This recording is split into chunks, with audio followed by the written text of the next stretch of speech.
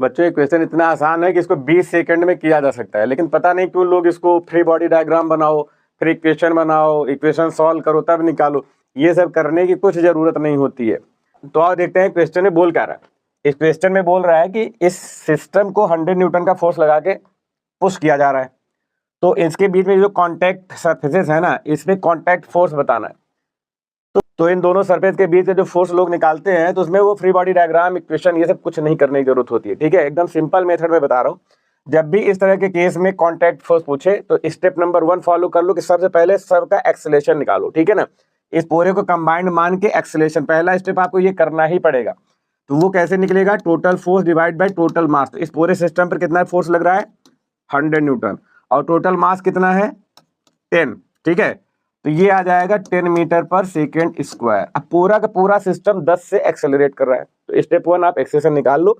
अब हमें ये पता चल गया है कि हर एक बॉडी का जो एक्सेलरेशन है वो 10 है, इसका भी 10 है, इसका भी 10 है। ठीक है, तो सबका एक्सेलरेशन निकालने के बाद जब अब सेकंड स्टेप हमारा कॉन्टैक्ट फोर्स निकालने का। तो कॉन्टैक्ट फोर्स निकालने का तरीका क्या है? जितना फोर्स लग रहा है उसमें से m इंटू ए माइनस कर दो, आपको कॉन्टैक्ट फोर्स मिल जाएगा। कैसे माइनस करते हैं वो सीखो। इधर से 100 लग रहा है ना, ठीक है, अब इसका m ए माइनस करो, तो ये वाला 2 इंटू 10, तो यानी कि 20 हो जाएगा। m इंटू ए 20 हुआ, उसको माइनस करो, 100 में से 20 माइनस करोगे, जो बचेगा वही यहाँ का फोर्स हो जाएगा। 80 बचा ना, तो यानी कि यहाँ पर कितना फोर्स लगेगा? 80 न्यूटन।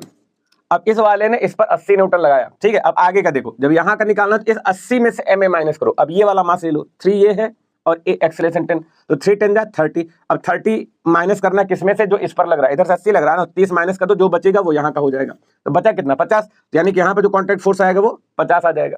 इसी तरीके से जितने अगर और आगे होता तो इसका m ए माइनस कर देते। ठीक है ना, 5 इंटू 10 माइनस कर दोगे तो जो बचेगा वो यहाँ का फोर्स हो जाएगा। तो जितनी बॉडी लगा दो आप m ए माइनस करते जाओ, सारे कॉन्टैक्ट फोर्स ऐसे चुटकियों में निकलते जाएंगे। ठीक है, 100 में से m ए माइनस करोगे, यहाँ का आ जाएगा, फिर m ए माइनस करोगे, यहाँ का आ जाएगा, फिर ये वाला मास इंटू एक्सेलरेशन माइनस करोगे, सारे आ जाएंगे। आपको कोई फ्री बॉडी डायग्राम कुछ भी बनाने की जरूरत नहीं है। तो ये हमारा आंसर हो गया।